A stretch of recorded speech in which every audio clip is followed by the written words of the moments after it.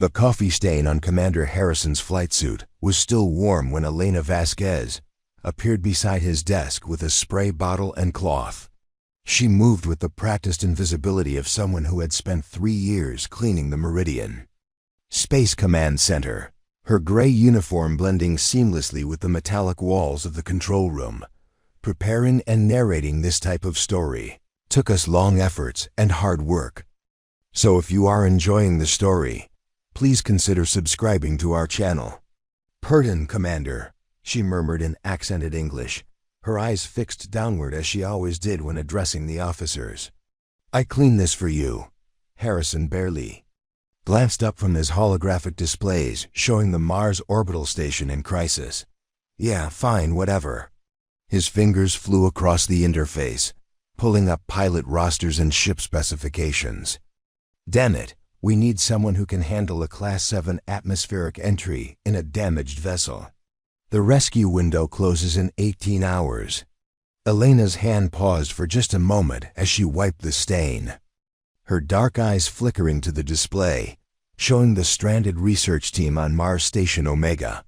15 scientists and engineers, including Dr. Sarah Chun, whose groundbreaking work on terraforming bacteria had the potential to change humanity's future. The station's orbit was decaying, and its escape pods were damaged beyond repair. "What about Rodriguez?" suggested Lieutenant Park, Harrison's second-in-command. "She's got experience with difficult entries." "Rodriguez is still recovering from her last mission. Broken ribs, remember?" Harrison rubbed his temples. "We've got exactly 3 pilots certified for Mars atmospheric entry, and 2 of them are already dead from the supply run disaster last month." Elena continued cleaning, but her mind was racing through calculations she'd memorized years ago. Entry angle, 12.7 degrees optimal, maximum 15.2 degrees before hull breach. Velocity, deceleration curve would need to account for the damaged heat.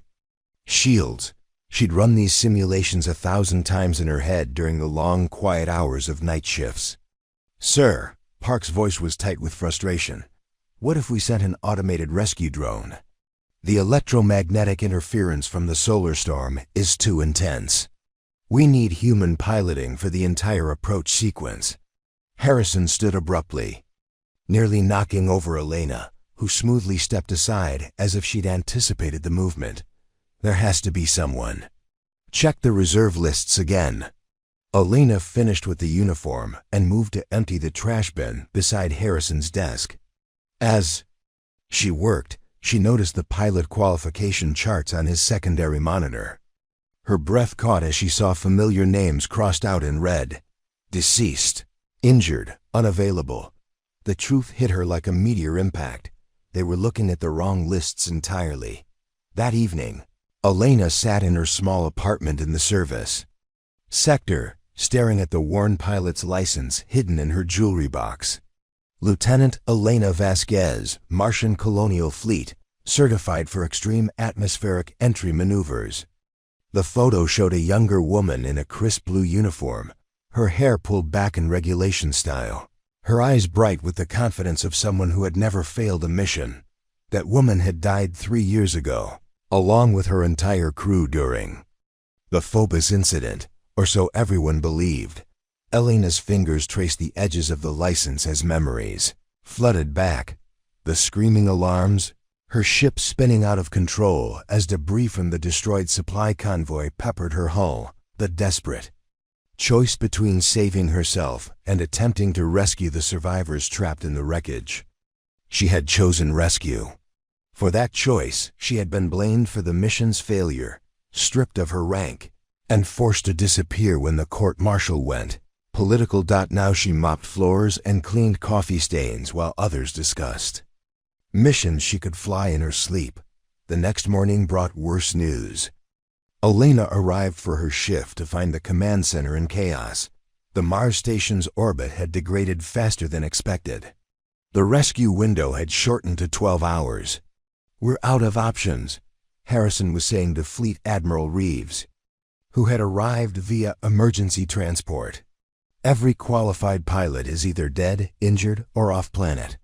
The automated systems can't handle the interference. What about sending multiple drones?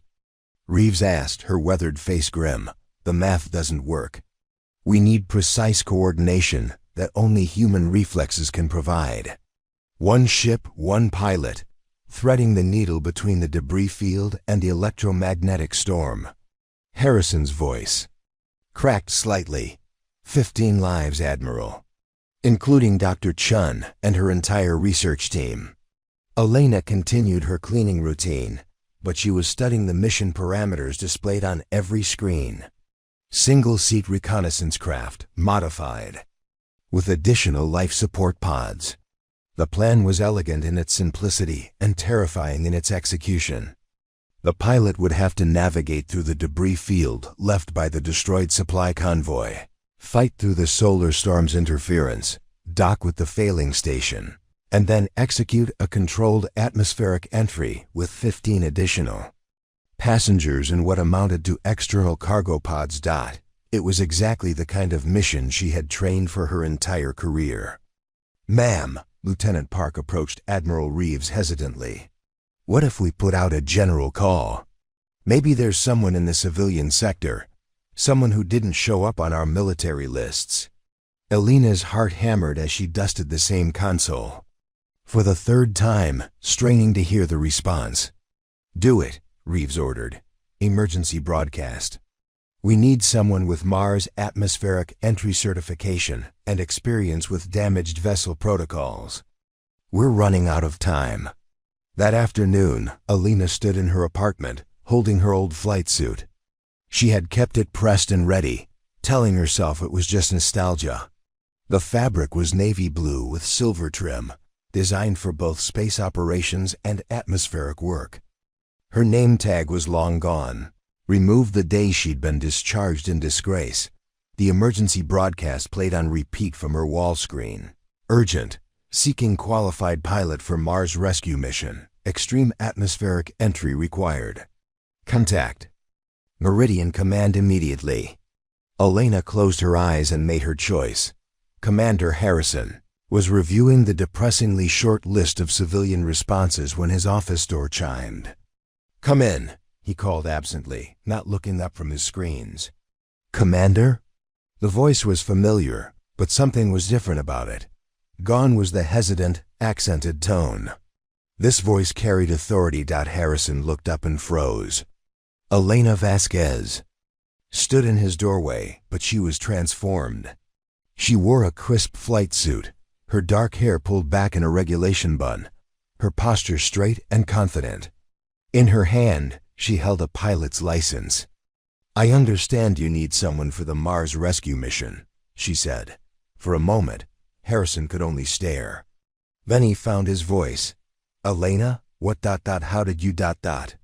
My name is Lieutenant Elena Vasquez, formerly of the Martian Colonial Fleet. She stepped forward and placed her license on his desk. I have over 2,000 hours of Mars atmospheric flight time, including 37 emergency entry procedures and 14 successful rescues from failing orbital platforms. Harrison picked up the license with trembling fingers. The certification was genuine, the photo unmistakably Elena, but younger, in military uniform. The dates made his head spin. This says you were discharged 3 years ago, after the Phobos incident. Elena's jaw tightened. I was the scapegoat for a mission that was doomed from the start. Bad intelligence, inadequate resources, impossible. Objectives. I tried to save who I could. The official report said. The official report was written by people who needed someone to blame for a political disaster. Elena's voice carried years of suppressed anger. I've spent 3 years invisible in this facility, watching good people struggle with problems I could solve, staying silent because I thought I deserved the punishment. Harrison stood slowly, his mind reeling. The woman who had been cleaning. His office for 3 years was one of the most skilled pilots in the Colonial Fleet. Why now? Why reveal yourself? Because 15 people are going to die if I don't. Elena met his eyes steadily. And because Dr. Chun's research is too important to lose. Her work on atmospheric processors could save millions of lives in the outer colonies. You know about her research? A small smile played at Elena's lips. Commander, I've been cleaning the research labs for 3 years. I know more about the terraforming project than most of your senior staff. I also know that no one else in this facility has the specific skills needed for this rescue. Harrison looked at the license again, then at Elena. The Phobos incident. Tell me what really happened. Elena took a deep breath. We were escorting a supply convoy to the outer mining stations. Intelligence said the route was clear, but we flew into an ambush. Pirates had been tracking the shipments for months. When they attacked, the convoy scattered. 3 ships were destroyed immediately, 2 more were crippled. She paused, her eyes distant with memory. I had a choice: follow protocol and retreat to safety, or attempt to rescue the survivors from the damaged ships. I chose rescue. I managed to save 18 people from the wreckage, but my ship was badly damaged in the process. When we finally made it back to base, Command needed someone to blame for the lost cargo and ships. So they blamed the pilot who stayed to fight. The pilot who disobeyed direct orders to withdraw. Elena's voice was bitter. Never mind that those orders would have left 23 people to die in space. Command got their scapegoat, and I got a dishonorable discharge. Harrison was quiet for a long moment, studying the woman before him. Then he activated his comm system. Admiral Reeves to the command center, Priority Alpha. While they waited, Harrison pulled up Elena's service record on his private terminal. What he saw made his eyebrows rise. Commendations for exceptional piloting, letters of praise from rescued crews, a spotless record of successful missions. Then, 3 years ago, everything stopped. Admiral Reeves arrived within minutes, her aide trailing behind her. She stopped, short when she saw Elena in uniform. Admiral, Harrison said, I'd like you to meet Lieutenant Elena Vasquez. She's volunteering for the Mars rescue mission. Reeves studied Elena with sharp eyes. Vasquez, why does that name sound familiar? Phobos incident, ma'am, Elena said quietly. I was the pilot held responsible for the mission failure. The Admiral's expression hardened. You were court-martialed. Dishonorably discharged. Yes, ma'am. For saving 18 lives instead of following orders to abandon them. The official report stated. The official report was wrong. Elena stepped forward, her voice gaining strength. I know you don't have any reason to trust me, Admiral. But you also don't have any other options. Check my flight record before Phobos. Check the testimony of the people I saved. Then ask yourself, would you rather risk trusting a disgraced pilot, or watch 15 innocent people die because you were too proud to admit you made a mistake 3 years ago? The room fell silent.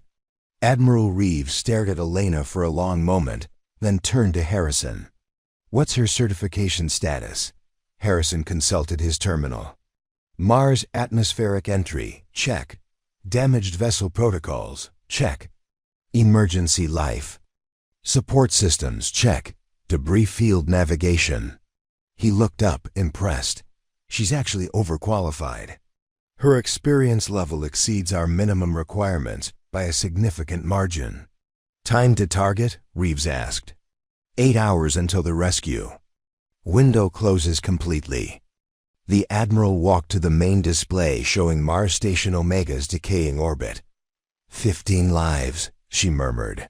Then she turned back to Elena. You understand that if you fail, those people die. And if you succeed, you'll still be flying under a cloud of disgrace. This doesn't clear your record. I'm not doing this for my record, ma'am. I'm doing it because it's the right thing to do. Reeves studied her for another moment, then nodded curtly. Commander Harrison, prep the rescue craft. We have a mission to launch. The hangar bay hummed with frantic activity as technicians swarmed over the modified reconnaissance ship. Elena stood beside the craft, running through her pre-flight checklist. while trying to ignore the whispered conversations around her. "That's her? The one from Phobos? I heard she got half her crew killed. What's the Admiral thinking, letting her fly?" Elena forced herself to focus on the ship's specifications. The Hermes was a sleek, single-seat craft designed for stealth and speed. For this mission, it had been modified with external life support. Pods that could each hold 3 people in emergency conditions. The additional weight would make atmospheric entry significantly more challenging. Nervous? Elena turned to find Dr. Marcus Webb, the facility's chief engineer, approaching with a tablet full of technical specifications. "Should I be?" she asked. Webb smiled grimly. "Well, you're about to attempt something that our best computer simulations give a 15% chance of success. The debris field alone should tear you apart, and that's before you factor in the solar storm interference and the damaged station. You're really selling this mission, Doc. I'm being realistic, but I'm also the one who designed these modifications." Webb gestured to the life support pods. Each pod has its own power supply, atmosphere recycling, and emergency beacon. If something goes wrong during the rescue, the pods can separate and survive independently for up to 6 hours. Elena nodded, studying the design. "What about the docking mechanism? That's the tricky part. The station's docking ports are damaged, so you'll need to manually connect the pods to their emergency airlock. It's a 2-person job, but you'll be doing it solo in a hostile environment. I've done worse." Webb looked at her seriously. "Lieutenant, I know about Phobos. I read the classified files, not the sanitized official report. What you did out there, it was incredible and stupid. And exactly what I would have wanted someone to do if I'd been trapped in that wreckage." Elena felt a tightness in her throat. "Thank you. Don't thank me yet. Thank me when you bring those people home." As Webb walked away, Elena continued her inspection. The ship was beautiful in its deadly efficiency, every component designed for a specific purpose. She ran her hands along the hull, feeling for any imperfections that might cause problems during atmospheric entry. Second thoughts? Commander Harrison approached, carrying a sealed envelope. "Just being thorough. This ship is going to face conditions it wasn't designed for." Harrison handed her the envelope. "Your official mission parameters. And Elena?" He paused. "I've been reviewing the Phobos files, all of them, including the classified sections. You got a raw deal." Elena tucked the envelope into her flight suit. "Ancient history, Commander." "Maybe, but when you get back, we should talk about your future. The colonial fleet could use someone with your skills." "When I get back," Elena corrected. "Not if. Right. When?" Harrison smiled. "The station crew has been notified of the rescue attempt. Dr. Chun sends her regards, by the way. She remembers you from the terraforming presentations you attended." Elena looked surprised. "She remembers me?" "Apparently you asked some very insightful questions about atmospheric processing in low-gravity environments." She was impressed. A warmth spread through Elena's chest. Someone had noticed her, seeing past the gray uniform and downcast eyes.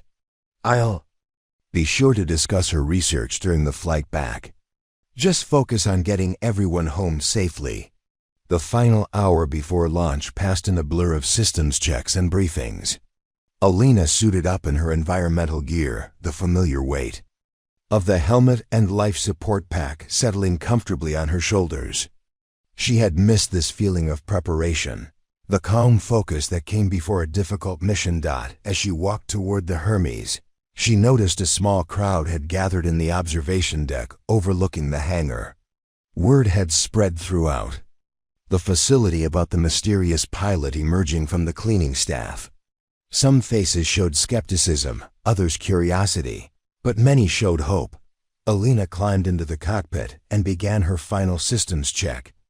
The ship's computer welcomed her with a soft chime, and she began entering the flight parameters. Course to Mars Station Omega, plotted. Debris field navigation, programmed. Emergency protocols, activated. Control to Hermes, Harrison's voice crackled through the CUM system. You are cleared for launch. Mars Station Omega reports all personnel ready for evacuation. Elena strapped herself into the pilot's seat and felt the familiar thrill of pre-flight adrenaline. Her hands moved across the controls with practiced precision, bringing the ship's systems online. Hermes to control. All systems green. Ready for departure. Elena, Admiral Reeves' voice came through on a private channel. Whatever happened at Phobos, you were right to save those people. Bring this crew home. Copy that, Admiral. See you in a few hours. Elena engaged the engines and felt the Hermes lift gracefully from the hangar floor. The ship responded to her touch like a thoroughbred. Every control input translated into precise movement. As they cleared the station and entered open space, Elena allowed herself a moment to appreciate the view. Mars hung in the distance, its rusty surface scarred with the geometric patterns of human settlement. Somewhere in its orbit, 15 people waited for rescue, their lives depending on her ability to thread the needle between death and salvation. Elena smiled grimly and set course for the impossible. The debris field appeared on Elena's screens as a constellation of twisted metal and shattered dreams. The remnants of the supply convoy floated in chaotic orbits, some pieces large enough to destroy her ship, others small enough to pepper her hull with microscopic holes that would prove just as fatal. Control, this is Hermes. I have visual on the debris field. Beginning approach sequence. Copy, Hermes. Be advised, the solar storm has intensified. You're flying into some serious electromagnetic interference. Elena watched her instruments flicker as the storm's leading edge reached her position. The ship's navigation system struggled to maintain accuracy, and several non-essential systems automatically shut down to prevent damage. Switching to manual navigation, she reported. Computer assistance is intermittent. This was where her years of experience became invaluable. Elena had learned to fly before computer assistance became standard, trained in the old-school methods that required pilots to think 3 steps ahead and trust their instincts. She reduced power to the engines and began a careful approach to the debris field. The first piece of wreckage passed close, enough to her starboard side that she could read the registration numbers on its hull. A section of supply ship, probably blown clear during the initial attack. Elena adjusted her trajectory, weaving between the larger pieces while her ship's sensors tracked the smaller debris. Hermes, we're reading multiple collision warnings on our screens. Harrison's voice was tight with concern. Ignore them, Elena replied calmly. The computer thinks every piece of metal out here is going to kill me. I'm flying on visual and manual calculations. She spotted a particularly large piece of wreckage directly in her path, the remains of an escort frigate, its hull split open like a broken egg. Elena rolled the Hermes inverted and dove beneath the wreck, her ship's belly passing just meters. From the jagged metal dot, the solar storm hit with full force, just as she cleared the debris field. Elena's instruments went wild, displaying false readings and error messages. The ship's main computer rebooted twice in rapid succession, leaving her flying blind for precious seconds each time. Hermes, do you copy? Control's transmission was barely intelligible through the static. I copy, Control. Storm interference is severe, but I'm still on course. ETA to Mars Station Omega, 47 minutes. Elena switched to backup systems and began the careful dance of manual navigation through electromagnetic maelstrom. The storm played havoc with her sensors, creating false targets and masking real ones. Twice she had to make emergency course corrections to avoid chunks of debris that appeared suddenly on her screens. Mars Station Omega finally appeared as a slowly tumbling speck against the planet's rust-colored surface. As Elena drew closer, she could see the damage that had doomed the facility. Several solar panels were missing. The main communications array was twisted beyond recognition, and worst of all, The primary docking bay showed signs of catastrophic decompression. Mars Station Omega, this is Hermes. I'm approaching your position. For emergency evacuation. Hermes, this is Dr. Chun. Thank God you made it through. We're ready for evacuation, but there's a problem with our docking systems. Elena studied the station through her viewport. The damage was worse than the reports had indicated. What's the situation, Doctor? Our main docking port is completely gone. We've jerry-rigged an emergency airlock on the laboratory section, but it's not designed for your ship's configuration. Elena quickly reviewed her ship's specifications and the station's schematics. I see the problem. My life support pods are too large for your emergency airlock. We'll need to do this the hard way. The hard way? EVA transfer. I'll dock as close as possible to your airlock, then we'll transfer your people through open space to the life support pods.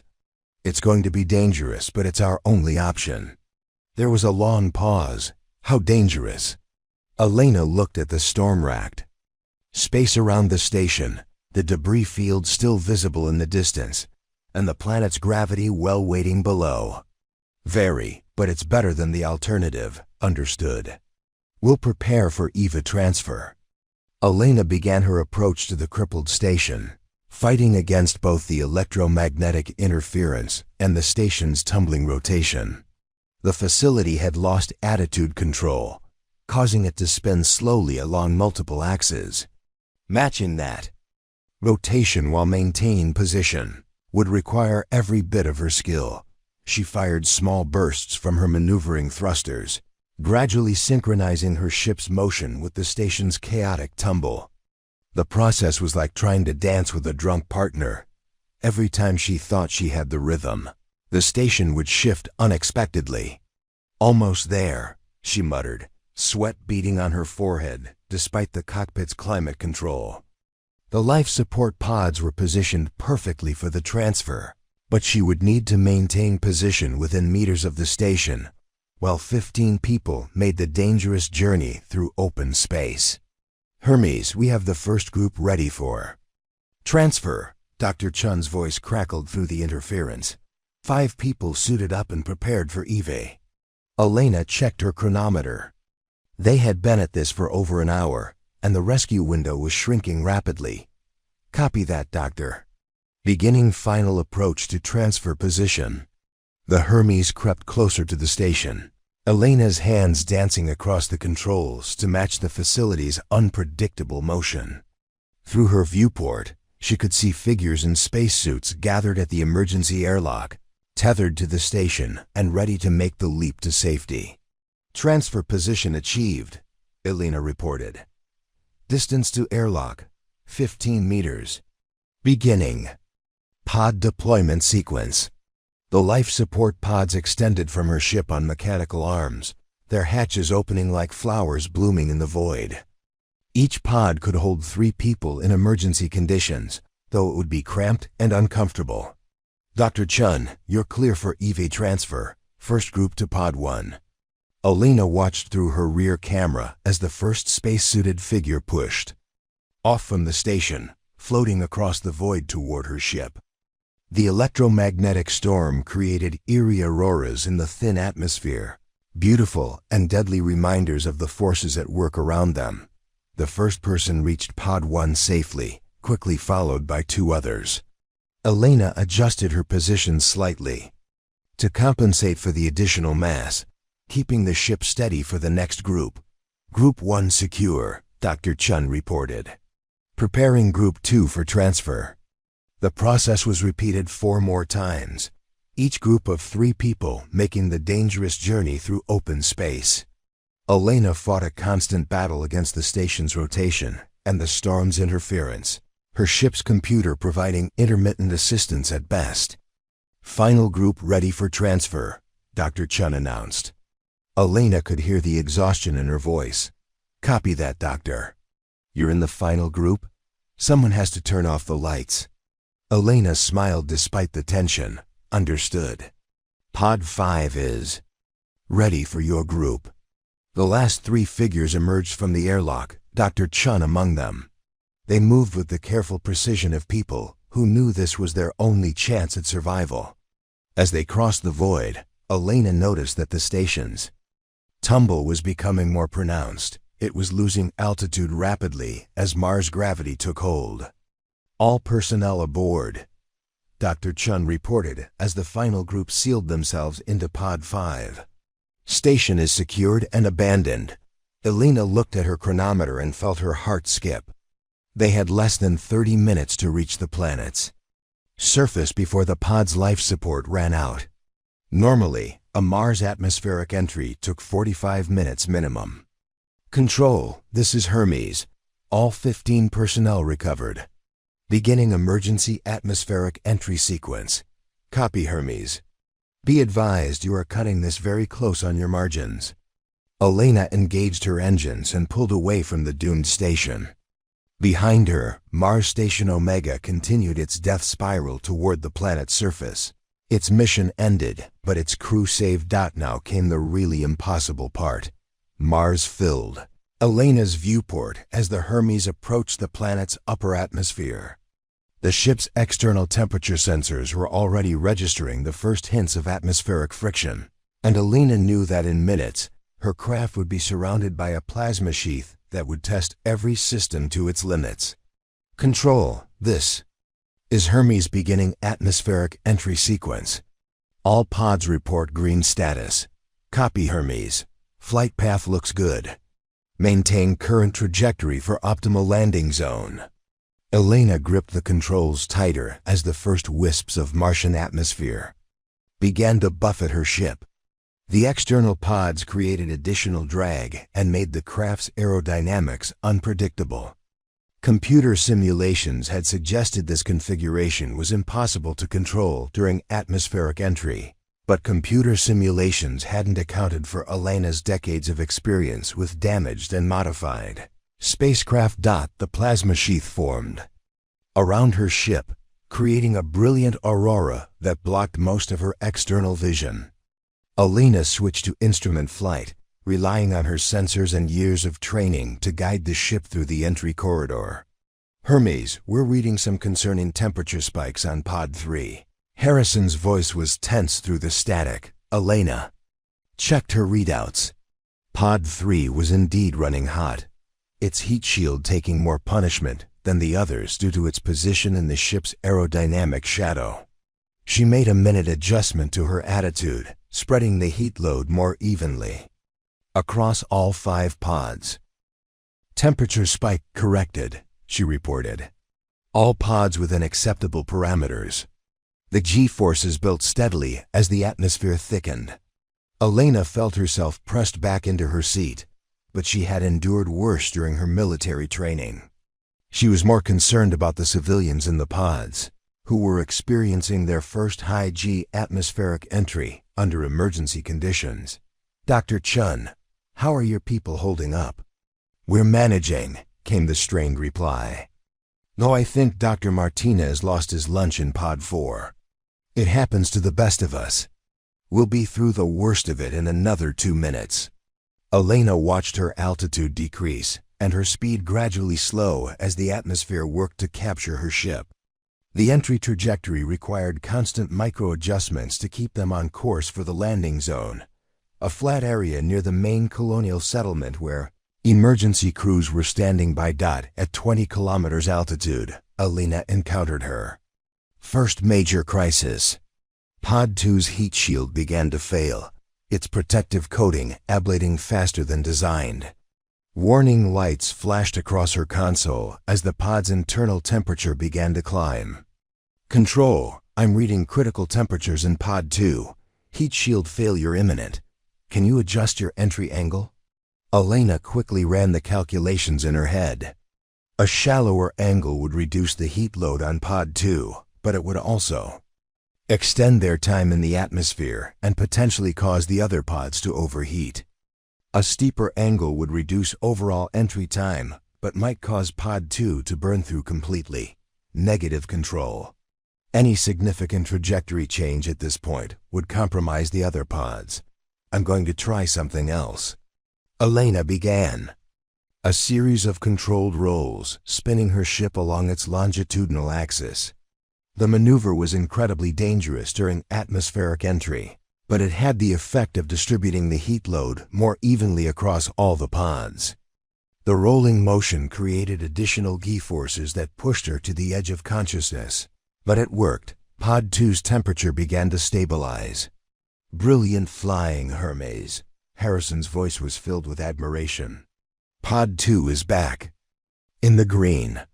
"Just getting started," Elena replied, though sweat was now pouring down her face inside her helmet. At 10 kilometers altitude, Elena deployed the ship's atmospheric flight surfaces and began the transition from spacecraft to aircraft. The Hermes had limited atmospheric flight capability, but enough to control their final descent to the landing zone. The landscape of Mars spread out below them, a rust-colored vista of canyons, mountains, and the geometric patterns of human settlement. Elena could see the landing zone ahead, a flat expanse of hardpan marked with emergency lights and surrounded by rescue vehicles. "Control, I have the landing zone in sight. Beginning final approach sequence." "Copy, Hermes." "Emergency cruise." "Standing by. Medical teams ready for pod evacuation." Elena reduced power and extended the ship's landing gear. The Hermes settled into a stable glide path, its 5 external pods creating an unusual but manageable flight profile. She had never landed a spacecraft configured this way, but the principles were the same as any other aircraft. At 1 kilometer altitude, disaster struck. Pod 5, the pod containing Dr. Chun and the final group, suddenly lurched violently as its mounting bracket failed. The pod remained attached to the ship, but it was now hanging at an awkward angle that created severe aerodynamic instability. "Hermes, we're reading massive structural strain on Pod 5. Harrison's voice was urgent. "That bracket won't hold much longer." Elena felt the ship trying to roll uncontrollably as the damaged pod created asymmetric drag. She fought the controls, using every bit of her skill to keep the craft level and on approach to the landing zone.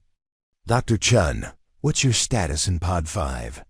"We're being thrown around pretty badly in here." Chun's voice was tight with stress. "I think Dr. Williams has a broken arm."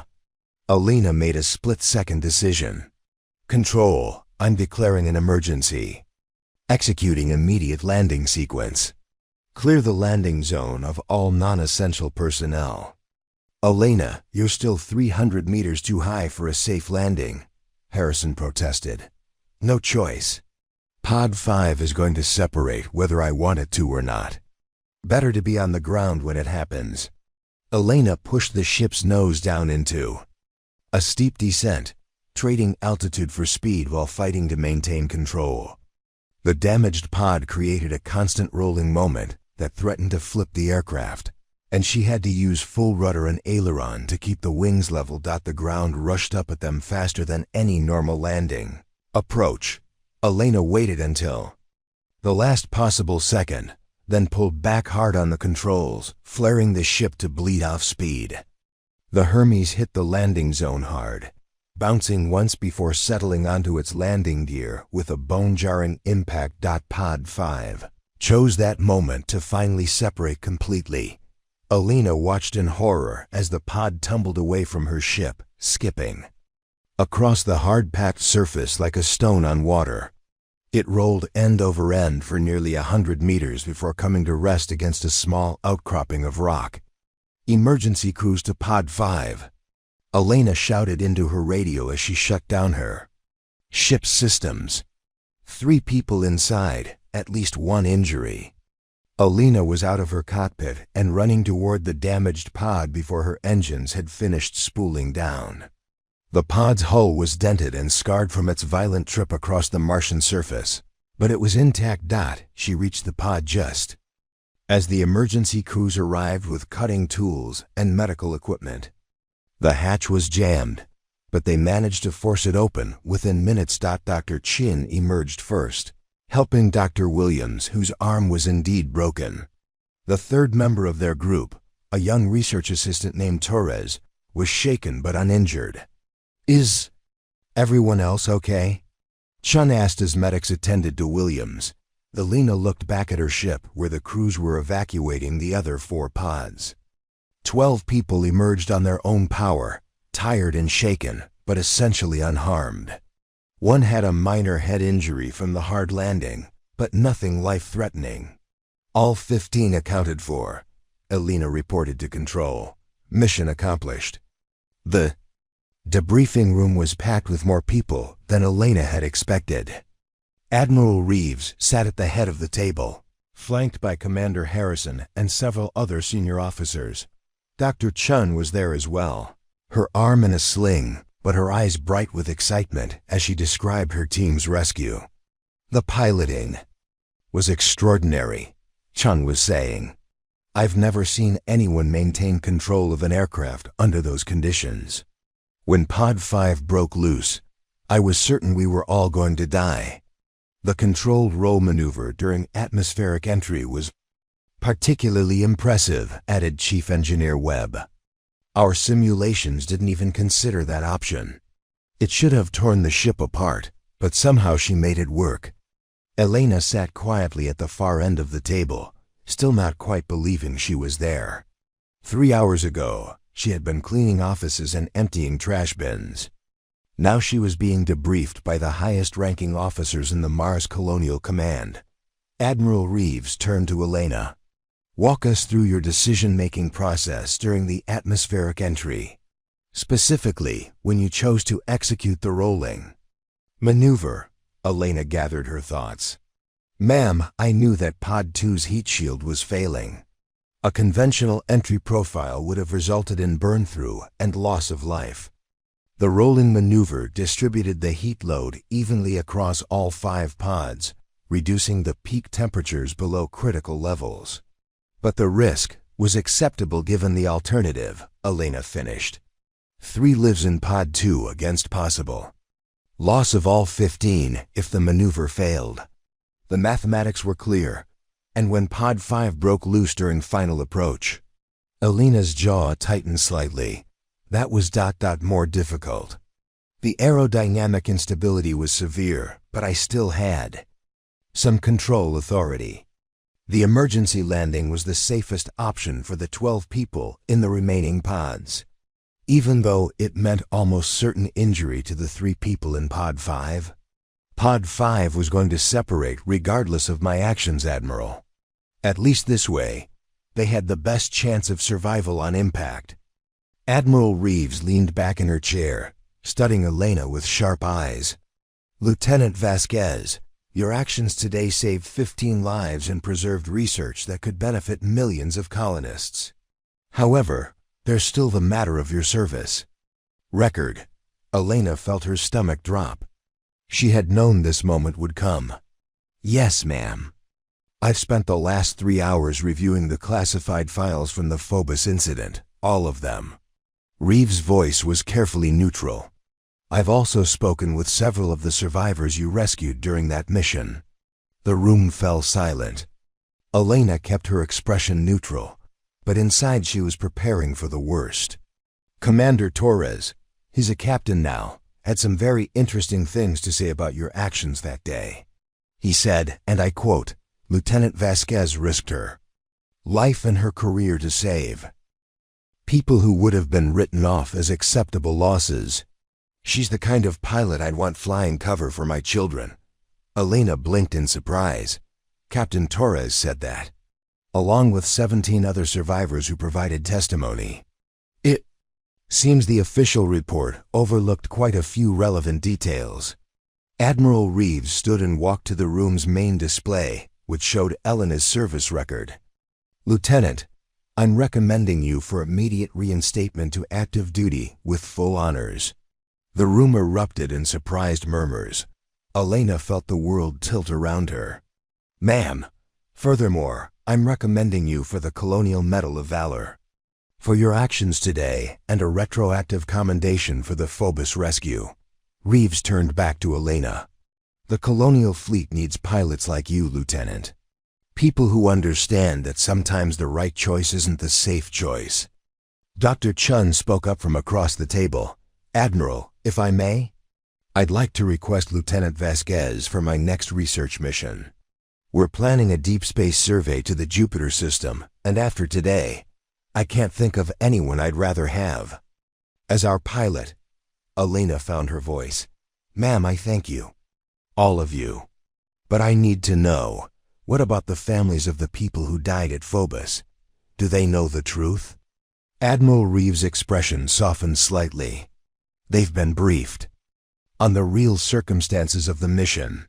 Several have requested to meet with you, if you're willing."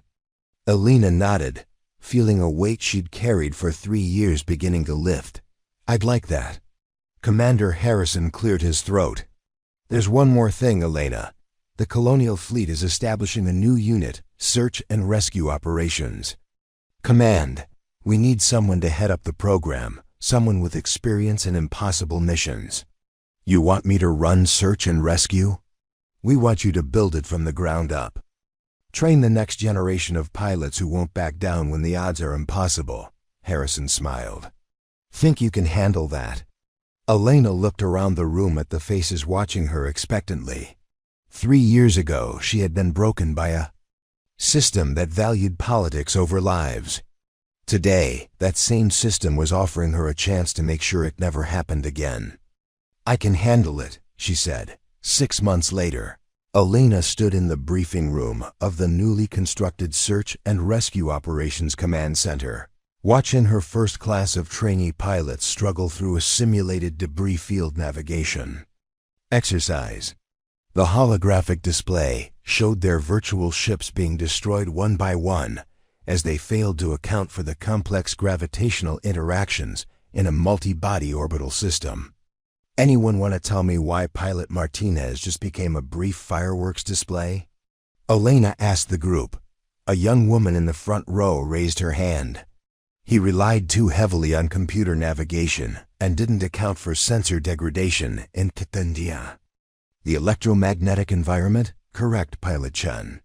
Elena smiled at the irony of the name, no relation to Dr. Sarah Chun, but just as sharp. "In Search and Rescue Operations, your computers will fail at the worst possible moment. Murphy's Law isn't just a guideline, it's a guarantee." She reset the simulation. "Let's try this again. This time, I want you to assume your navigation computers are completely offline. Plot your course manually and trust your instincts." As the trainees began their second attempt, Elena's communication device chimed with an incoming message. She glanced at the display and felt her pulse quicken. It was from Dr. Sarah Chun aboard the research vessel Endeavour, currently 3 weeks into its survey mission to the Jupiter system. "Priority message from the Endeavour," Elena announced to her class. "Continue the exercise. Pilot Rodriguez, you have the simulation." Elena stepped into her private office and activated the secure communication link. Dr. Chun's face appeared on the screen, but she looked strained and worried. "Elena, thank God you're available. We have a situation out here, and I need your advice." "What's the problem, Sarah?" "We've encountered a derelict ship drifting in Jupiter's magnetosphere. It's been broadcasting a distress signal for over 2 years, but it's in such an unstable orbit that no one's been able to attempt a rescue. The radiation environment is lethal, and the gravitational forces are, well, they're impossible." Elena leaned forward, her mind already working through the problem. "What kind of ship?" "Long-range exploration vessel, the Magellan. Crew of 6, launched from Earth 4 years ago on a survey mission to the outer system. They went missing 2 years ago during a close approach to Io. Survivors? We don't know. The distress beacon is automated, but it's still broadcasting, which suggests at least some systems are functional." Sarah paused. "Elena, the orbital mechanics are unlike anything I've ever seen. The ship is caught in a complex resonance between Jupiter, Io, and Europa. It's being whipped around like a toy, experiencing G-forces that should have torn it apart years ago." Elena pulled up her own orbital mechanics software and began plotting the scenario Sarah described. What she saw made her whistle softly. "Sarah, this is beyond difficult. It's approaching theoretical impossibility." "I know. But Elena, if there are survivors on that ship, they've been trapped in that hell for 2 years. We can't just leave them." Elena studied the orbital plot, her mind racing through potential solutions. The ship's trajectory was indeed chaotic, following a complex path that brought it close to 3 different gravitational bodies in an unpredictable pattern. Any rescue attempt would require split-second timing and navigation skills that push the boundaries of human capability. "What's your ship's configuration?" Elena asked. "Standard research vessel. No special modifications, limited maneuvering." "Capability. We're not equipped for this kind of rescue." Elena made her decision. "Sarah, maintain your current position and continue monitoring the derelict. Don't attempt any rescue operations until I arrive. You're coming out here?" "I'm bringing a team.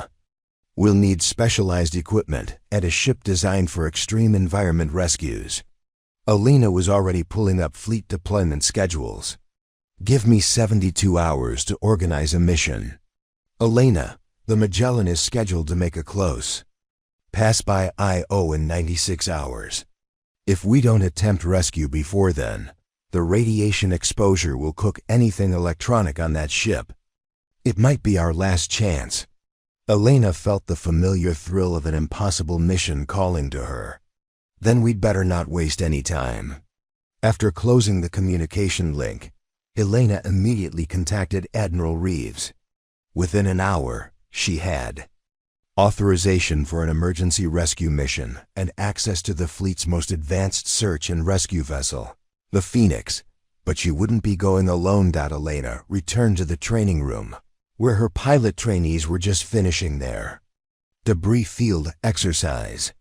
This time, several had succeeded by relying on manual navigation and intuitive piloting.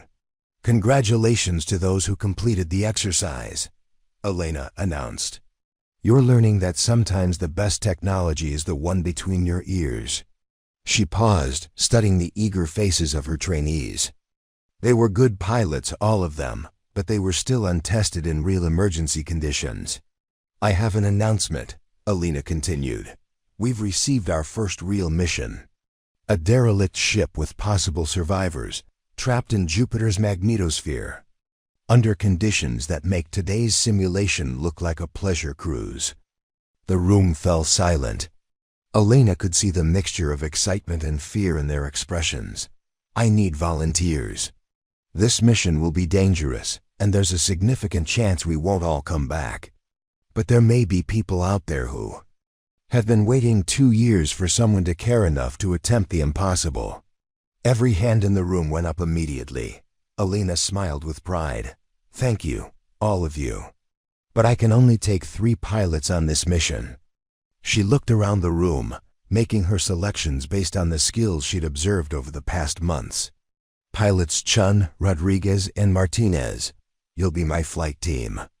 The chosen pilots straightened with pride and determination. "The rest of you will continue training here under Commander Harrison's supervision.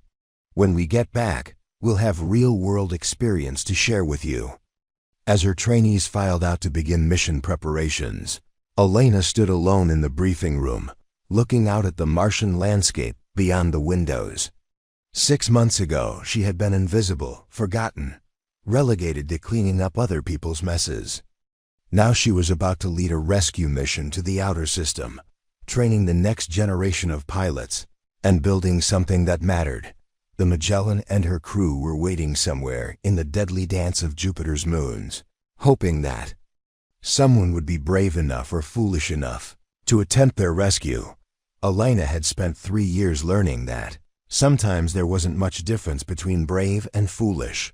She was about to prove it again. The Phoenix was everything Elena had hoped for and more. Sleek, fast, and bristling with the latest rescue equipment, the ship was designed specifically for operations in hostile environments. Its hull could withstand radiation levels that would be lethal to conventional spacecraft, and its navigation systems were the most advanced in the colonial fleet. Elena stood on the bridge, watching Jupiter grow larger on the main display as they approached the giant planet's magnetosphere. Beside her, pilots Chen, Rodriguez, and Martinez were studying their individual mission assignments. Distance to Jupiter orbit, 6 hours, reported Martinez from the navigation station. All systems nominal. Communications from the Endeavour? Elena asked. Dr. Chun reports the Magellan is maintaining its chaotic orbit. No change in the distress beacon pattern, Rodriguez replied from the communications console. Elena nodded, her mind focused on the mission ahead. The plan was complex, but necessarily so.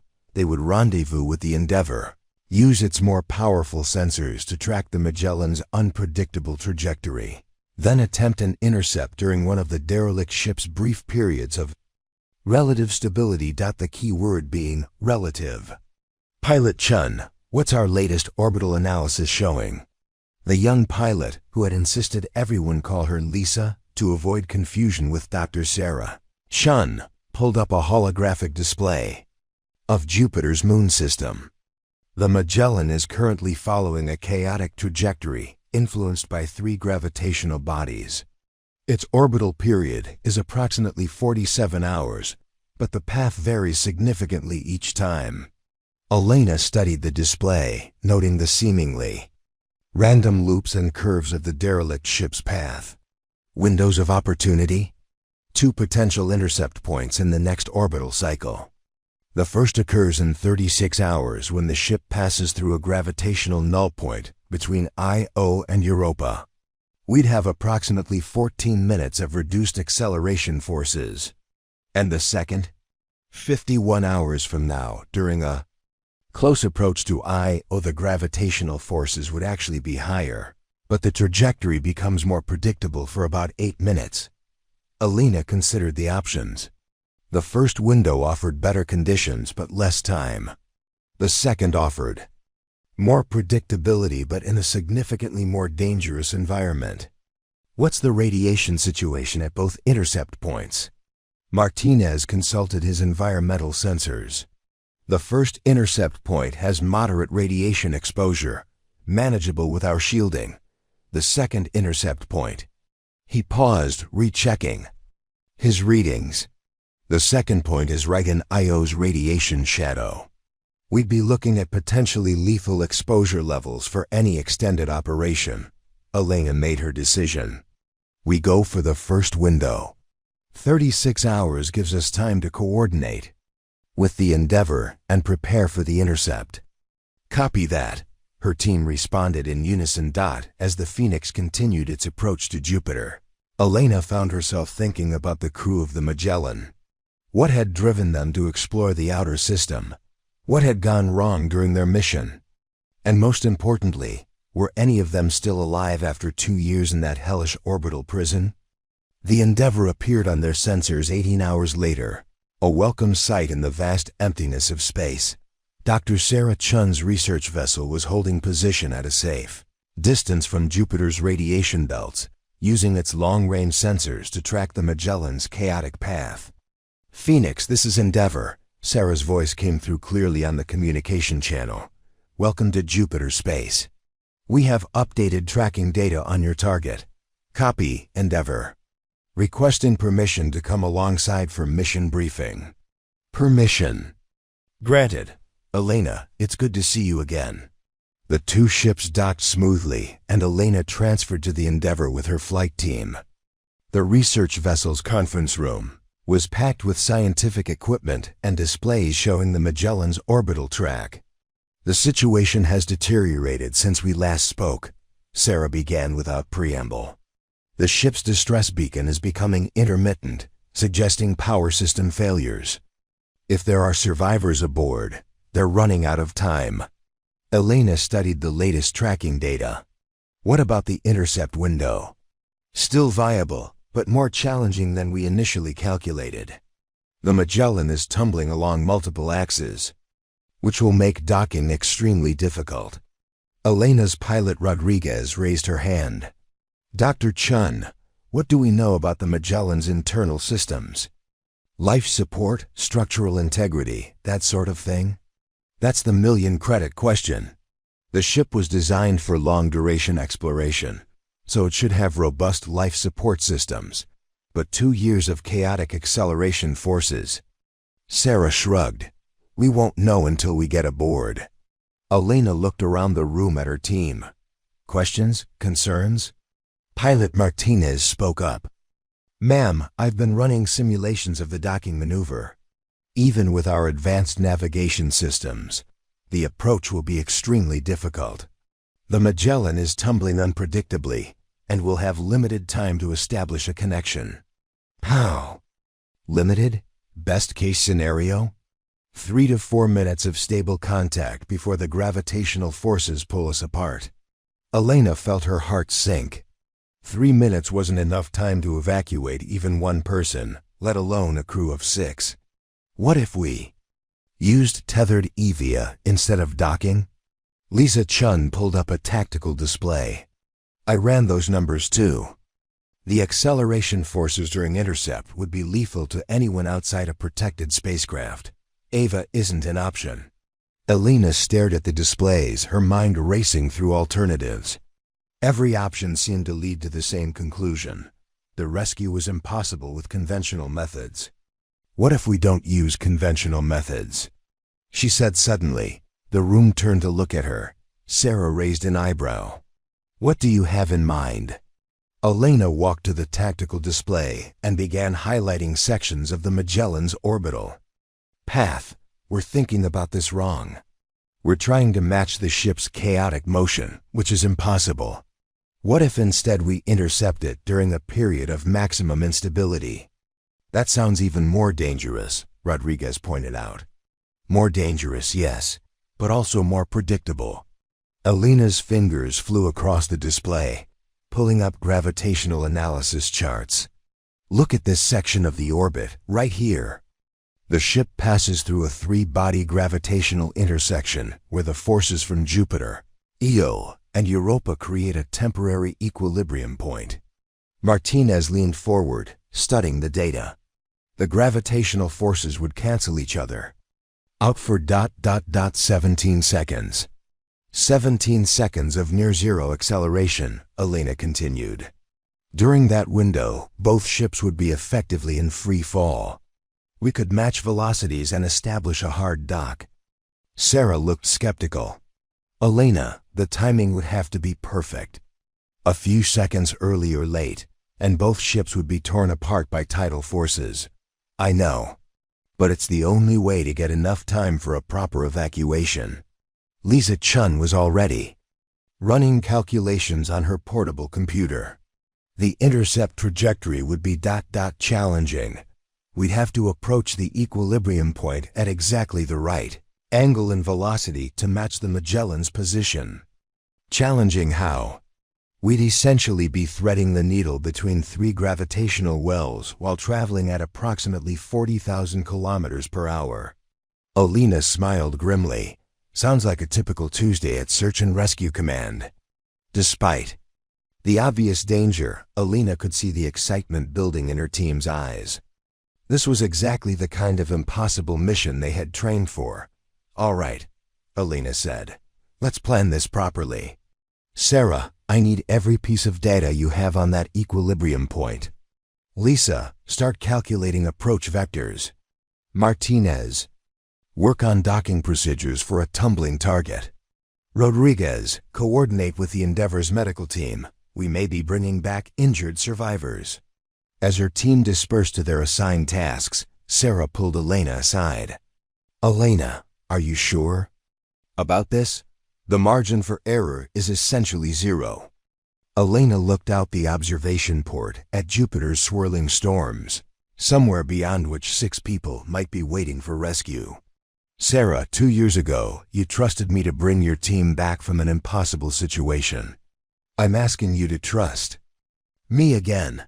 Sarah studied her friend's determined expression, then nodded. What do you need from the Endeavor? Just keep tracking the Magellan and be ready to provide emergency medical support when we get back. When you get back, Sarah corrected.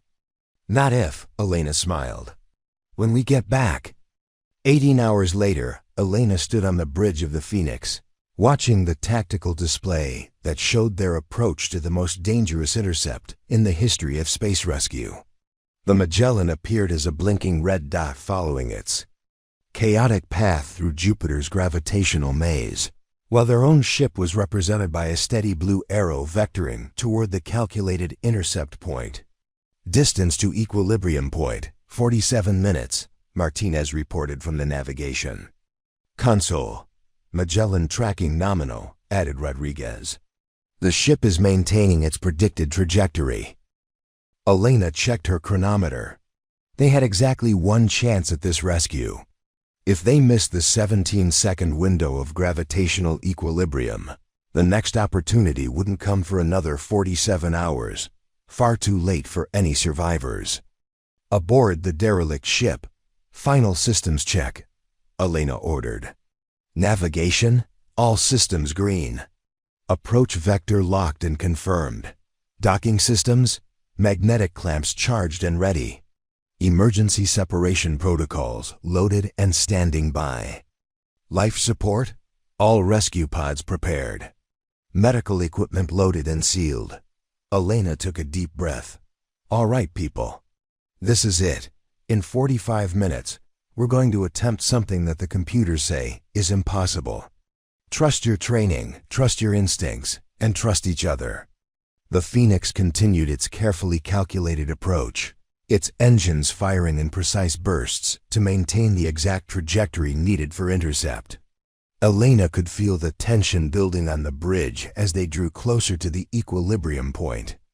Distance to equilibrium, 10 minutes. Martinez announced. Elena opened a communication channel to the Endeavor. Sarah, we're beginning our final approach. Are you tracking us? Copy, Phoenix. We have you on sensors. The Magellan is approaching the equilibrium point from the opposite vector. Intercept looks good. Elena switched to her ship's internal communication. System, all hands, this is the captain. We are approaching the rescue intercept. Secure all loose objects and prepare for hard docking maneuvers. This is going to be rough. Through the bridge viewport, Elena could see Jupiter looming enormous and threatening, its great red spot glaring at them like a baleful eye.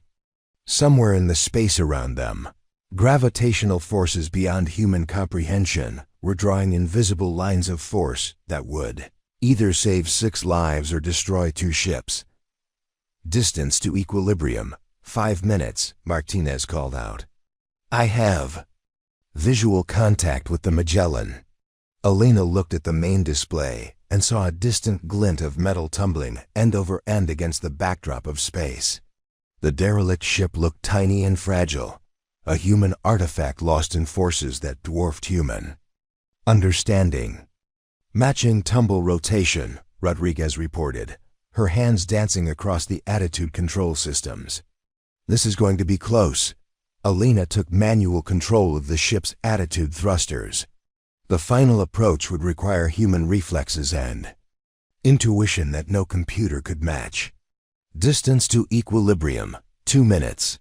All systems standing by. The Magellan grew larger in their viewports, and Elena could see the damage the ship had sustained during its 2-year ordeal. Hull plates were buckled, several sensor arrays were missing, and one of the engine nacelles showed signs of severe impact damage. 1 minute to equilibrium, Martinez announced, his voice tight with concentration. Elena could feel the gravitational forces beginning to balance as they approached the point where Jupiter, Io, and Europa's gravitational fields would briefly cancel each other out. The sensation was subtle but unmistakable, like standing at the exact center of a 3-way tug-of-war. 30 seconds.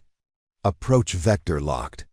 Elena fired the attitude thrusters, adjusting their orientation to match the Magellan's tumbling motion. The derelict ship was now close enough that she could see individual hull features through the viewport. 15 seconds. Docking systems ready. Elena held her breath as the 2 ships drew together in the impossible dance of orbital mechanics and human determination. 10 seconds, equilibrium point reached. Suddenly, the sensation of gravitational stress disappeared completely. Both ships were in perfect free fall, their chaotic motions temporarily stabilized by the balanced forces around them. Docking, Elena shouted, firing the final thruster burst that brought the Phoenix into contact with the Magellan's emergency. Airlock. The magnetic clamps engaged with a resounding clang that echoed through both ships. For a moment, Elena held her breath, waiting to see if the connection would hold. Hard dock achieved, Rodriguez reported with obvious relief. Airlock. Seals are holding. Elena was already moving toward the airlock. Martinez, you have the ship. Maintain position for as long as possible. Lisa, Rodriguez, you're with me. The 3 rescue team members entered the Phoenix's airlock, their portable life support systems already activated. Elena overrode the safety interlocks and began the emergency cycling sequence. Pressure equalization complete, Rodriguez announced. The Magellan's internal atmosphere is, well, it's present, but I wouldn't want to breathe it for long. Elena opened the outer hatch and stepped into the Magellan's airlock. The metal was cold under her gloved hands, and the air that greeted them was stale and acrid with the smell of failing life support systems. Hello, Elena called out as they opened the inner hatch. This is Colonial Fleet Search and Rescue. Is anyone aboard? A weak voice answered from somewhere in the ship's interior. Here, we're here. In the main compartment. Elena and her team moved quickly through the ship's cramped corridors, following the voice toward the central living area. What they found there stopped them in their tracks. 4 people were strapped into emergency acceleration couches, their faces gaunt with malnutrition and exhaustion. 2 others lay on makeshift medical stretchers, obviously injured but conscious. Thank God, whispered one of the survivors, a woman who appeared to be the ship's captain. We've been waiting so long. Captain Martinez, Colonial Search and Rescue. Elena introduced herself quickly. We have approximately 12 minutes before we have to separate. Can everyone move? The captain shook her head. Dr. Patterson and Engineer Wells have broken bones from the acceleration forces. They'll need to be carried. Elena quickly assessed the situation. 6 survivors, 2 stretcher cases, 12 minutes to evacuate. It would be tight, but possible. Rodriguez, help me with the stretcher cases. Lisa, get the ambulatory survivors to our airlock. The next 10 minutes were a controlled chaos of rescue operations. Elena and Rodriguez carefully moved the injured survivors through the narrow corridors, while Lisa Chun shepherded the others toward safety. Every second counted as the equilibrium point began to destabilize. 8 minutes remaining. Martinez's voice crackled through their comm systems. Gravitational forces are starting to reassert themselves. Elena helped load the last stretcher case into the Phoenix's emergency medical bay, just as the ship's hull began to groan with stress. The equilibrium point was collapsing, and the massive gravitational forces were returning. All personnel aboard, she reported as she sealed the inner airlock door. Execute emergency separation. The magnetic clamps released, and the Phoenix fired its engines to pull away from the doomed Magellan. Elena watched through the airlock porthole as the derelict ship tumbled away into the darkness. Its 2-year mission finally ended. Navigation, get us clear of the gravitational interference zone, Elena ordered as she made her way to the medical bay. The 6 survivors of the Magellan were being treated by the Phoenix's automated medical systems. They were malnourished, exhausted, and traumatized, but they were alive. Captain, Elena addressed the Magellan's commanding officer, what happened out there? How did you survive for 2 years? The woman managed a weak smile. We rationed everything, grew what food we could in the hydroponics lab, and took turns in stasis to conserve resources. But mostly, we survived because we never stopped believing that eventually, someone would be crazy enough to attempt a rescue. Elena smiled back. Well, you were right about the crazy part. The journey back to Mars took 3 weeks, during which the survivors of the Magellan slowly recovered their strength and told their incredible story of survival. Elena found herself particularly impressed by their ingenuity and determination. They had managed to keep their ship functional for 2 years using spare parts, improvised repairs, and sheer willpower. Dr. Patterson, the ship's chief scientist, had even continued his research during their ordeal, documenting the unique gravitational phenomena they had experienced. His data would prove invaluable for future missions to the outer system. Elena was reviewing Patterson's research notes when the communication system chimed with an incoming transmission from Mars. Admiral Reeves appeared on the main screen, her expression mixing relief and pride. "Elena, I understand the mission was a complete success. 6 survivors recovered?" "Yes, ma'am. All in stable condition and expected to make full recoveries." "Outstanding work. The news feeds are calling it the most daring rescue in colonial history." Elena felt uncomfortable with the praise. "Admiral, this was a team effort. My pilots performed flawlessly under impossible conditions." "Which is exactly what I told the Colonial Council when they asked about your promotion." Elena blinked in surprise. "Promotion, ma'am?" Reeves smiled. "Congratulations, Commander Vasquez. Your new rank comes with a new assignment, Director of Search and Rescue Operations for the entire Colonial Fleet. You'll be responsible for training and coordinating rescue operations throughout human space." Elena felt the weight of responsibility settling on her shoulders. From cleaning lady to director in less than a year, it was almost too much to process. "Ma'am, I'm honored, but no buts, Commander. You've proven that impossible missions are just regular missions that haven't been properly understood yet. The Colonial Fleet needs that kind of thinking in a leadership position."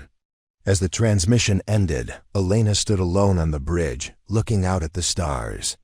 6 months ago, she had been invisible, forgotten, cleaning up other people's messes. Today, she was responsible for an entire branch of the Colonial Fleet. Pilot Chun, Lisa Chun, approached her quietly. "Commander, are you all right?" Elena turned to face her protégé. "Lisa, do you ever wonder what would have happened if I hadn't spoken up that day? If I'd just kept cleaning floors and stayed invisible?" Lisa considered the question seriously. "Then 15 people would have died at Mars Station Omega, and 6 more would have died in Jupiter space. Sometimes I think the universe puts people where they need to be, even if they don't realize it at the time." Elena smiled at the young pilot's wisdom. "You know, you might be right about that." The Phoenix entered Mars orbit 2 days later to find a hero's welcome waiting for them. News of the Jupiter rescue had spread throughout the colonial territories, and Elena found herself thrust into the spotlight as the symbol of colonial determination and ingenuity. But the moment that mattered most to Elena came when she was reunited with Dr. Sarah Chun at the orbital station. "Elena," Sarah said as they embraced, "I can't thank you enough, those people. They would have died out there if you hadn't been willing to attempt the impossible." "Sarah, I learned something important. During this mission, there's no such thing as an impossible rescue. There are just rescues that require us to think differently about what's possible." Elena looked around at the bustling orbital station, filled with researchers, colonists, and explorers pushing the boundaries of human knowledge and experience. Every one of them was there because someone, at some point, had been willing to attempt the impossible. 3 months later, Commander Elena Vasquez stood in the newly constructed Search and Rescue Operations Command Center, watching her expanded team of pilots train for missions throughout the colonial territories. The facility had grown from a single training room to a complex that rivaled the main Mars Command Center. Admiral Reeves joined her at the observation window, watching the pilots practice emergency maneuvers in their simulators. "Any regrets?" Reeves asked. Elena considered the question. "About what?" Giving up the quiet life of maintenance work, Elena laughed. Admiral, I spent 3 years being invisible, and it nearly killed me. I'm done hiding from who I am. And who are you, Commander? Elena watched as one of her pilots successfully completed a simulated rescue under impossible conditions, then turned to face the Admiral. I'm someone who believes that no one gets left behind, not if there's any way to bring them home. As if on cue, an alarm chimed throughout the facility. Elena's communication system activated with an urgent message from the outer colonies. Priority rescue request from the Titan mining station. Industrial accident has trapped 12 miners in a collapsed facility. Local rescue teams unable to reach them due to toxic atmospheric conditions. Elena felt the familiar thrill of an impossible mission calling to her.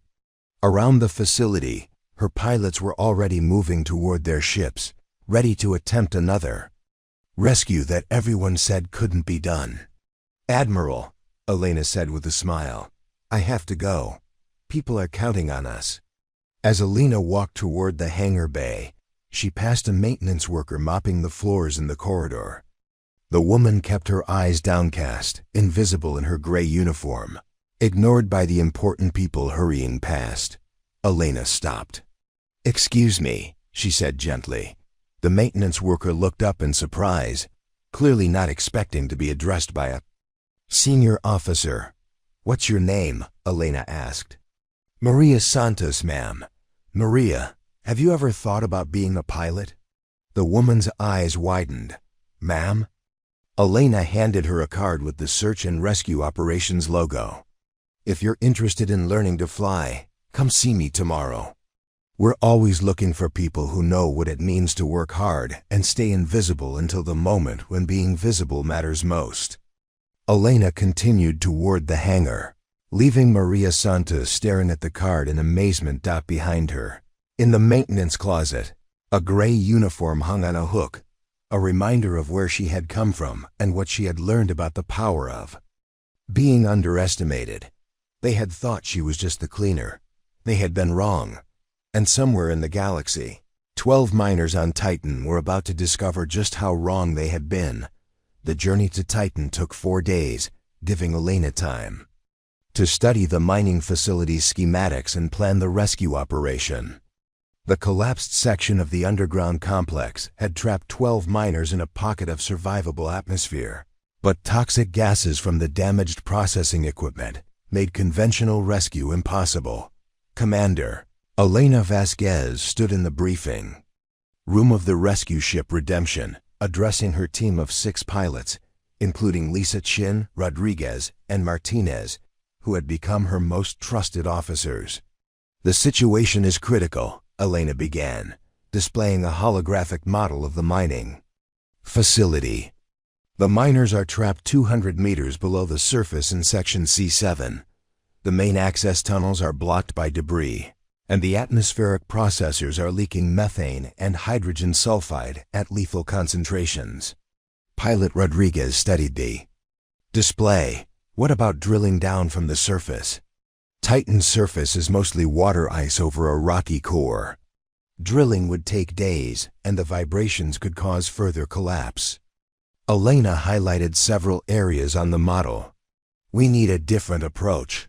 Martinez leaned forward. The ventilation shafts? Too narrow for human passage, but wide enough for our micro-rescue drones. Elena smiled at her team's quick thinking. That's exactly what I was hoping you'd suggest. The plan that emerged was typically audacious for Elena's team. They would use a combination of micro-drones to deliver emergency supplies and communication equipment, while simultaneously boring a rescue shaft, using precision plasma cutters operated remotely to avoid the toxic atmosphere. The tricky part, Elena explained, is that we'll be working blind for most of the operation. The toxic gases interfere with our sensors, so we'll be relying on feedback from the trapped miners to guide our equipment. Lisa Chun pulled up atmospheric readings. Commander, even with our environmental suits, we can't work on the surface for more than 30 minutes at a time. The methane concentration would overwhelm our scrubbers. Which is why we're not working on the surface, Elena replied. We're working from orbit. The room fell silent as Elena's team processed this information. From orbit? Rodriguez asked. How? Elena activated another display showing the Redemption's cargo bay. We've been equipped with an experimental orbital manufacturing platform. We can literally build the rescue equipment in space using materials fabricated from Titan's atmosphere and beam it down to the surface. It was the kind of impossible solution that had become Elena's trademark, using cutting-edge technology in ways its designers had never imagined. The rescue operation began 12 hours later. Elena watched from the Redemption's command center as her team orchestrated a complex dance of orbital mechanics, atmospheric chemistry, and precision engineering. The first micro-drones reached the trapped miners within hours, delivering fresh air supplies and establishing communication links. Elena found herself talking directly to Marcus Webb, not the engineer from Mars, but a young miner who had volunteered to coordinate with the rescue team. Commander Vasquez? Webb's voice crackled through the communication link. Is that really you, the pilot from the Mars rescue? That's me, Elena replied. How are you holding up down there, Mr. Webb? Better now that we know you're up there. If anyone can get us out of this mess, it's the person who pulled off the Jupiter rescue. Elena felt the familiar weight of expectations, but also the confidence that came from having the best team in the colonial fleet. We're going to get you out, Marcus, all of you. Just hold tight and follow our instructions exactly. The plasma cutting operation took 18 hours of continuous work. Elena's team took turns controlling the orbital platform, boring through 200 meters of ice and rock with millimeter precision to avoid damaging the miners' refuge. Breakthrough! Martinez announced as the cutting beam finally penetrated the floor of the trapped section. We have a clear shaft to the surface. The evacuation itself was almost anticlimactic after the technical challenges of reaching the miners. One by one, the 12 trapped workers were lifted to safety using a specially designed rescue capsule that protected them from the toxic atmosphere. Elena was waiting in the Redemption's medical bay when the last miner arrived. Marcus Webb was younger than she had expected, probably in his early 20s. With the kind of determined expression she recognized from her own early days as a pilot. Commander, he said as the medical team checked him over, I've been thinking about what you said on the radio. About how every impossible rescue is just a regular rescue that hasn't been properly understood yet. What about it? I think I understand what you mean now. It's not about making the impossible possible. It's about changing how you think about what's possible in the first place. Elena smiled. That's exactly right, Marcus.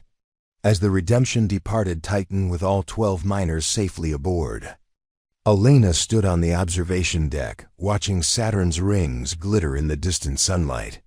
In the reflection of the viewport, she could see her crew working efficiently at their stations, each of them transformed by their experiences with search and rescue operations command. Lisa Chun approached her quietly. Commander, we've received 3 more rescue requests while we were at Titan. A damaged freighter in the asteroid belt, a research station with failing life support near Neptune, and a colony ship that's lost navigation in interstellar space.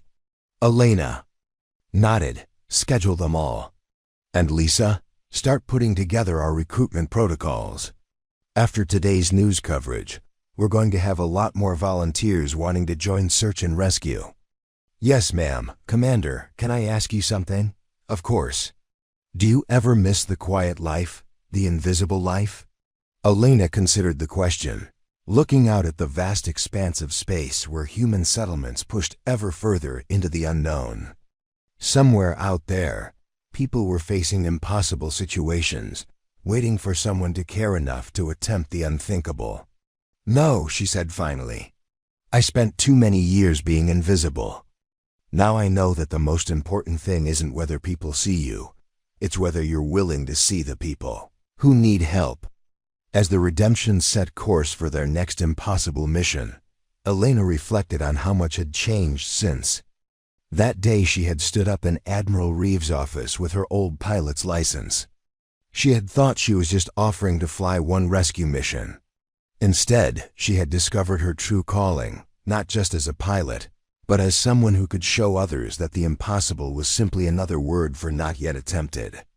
Behind her, the crew worked with the quiet confidence of people who had learned that expertise, determination, and the willingness to think differently could overcome any obstacle. They had been forged in the crucible of impossible missions, and they had emerged as something new, a team that refused to accept defeat as long as lives hung in the balance. In the months that followed, Search and Rescue Operations Command would grow from Elena's small training facility to a fleet-wide organization with bases throughout human space.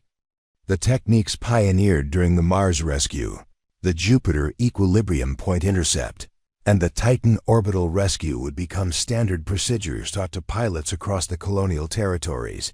But perhaps most importantly, Elena's story would inspire countless others who felt overlooked, underestimated, or forgotten. Maintenance workers, technicians, clerks, and laborers throughout human space would look at their situations differently, understanding that expertise and determination could emerge from the most unexpected places. They had thought she was just the cleaner. They had been spectacularly, wonderfully wrong. What an incredible journey we've shared together. From Elena's quiet desperation as an invisible maintenance worker to her triumph as the director of search and rescue operations, we've witnessed a story of redemption, courage, and the power of never giving up on who you truly are. This tale reminds us that expertise can be found in the most unexpected places, that second chances are worth fighting for, and that sometimes the person everyone overlooks is exactly the person everyone needs. Elena's transformation from scapegoat to hero shows us that our past failures don't define our future possibilities. They prepare us for them. If this story of impossible rescues and hidden potential has captivated you, please take a moment to like this video and share it with someone who might need to hear Elena's message of hope and determination. Stories like this take tremendous time and research to craft, ensuring every detail of the space rescues and character development feels authentic and engaging. Don't forget to subscribe to our channel and ring that notification bell for more epic tales of courage, redemption, and the triumph of the human spirit. Whether it's stories of underdogs who become heroes, impossible missions that change everything, or simply tales that remind us that everyone has value, we're here to bring you narratives that inspire and entertain. Thank you for joining Elena on this remarkable adventure from the cleaning closets of Mars Command to the outer reaches of human space. Until our next incredible story, remember, you're never just anything.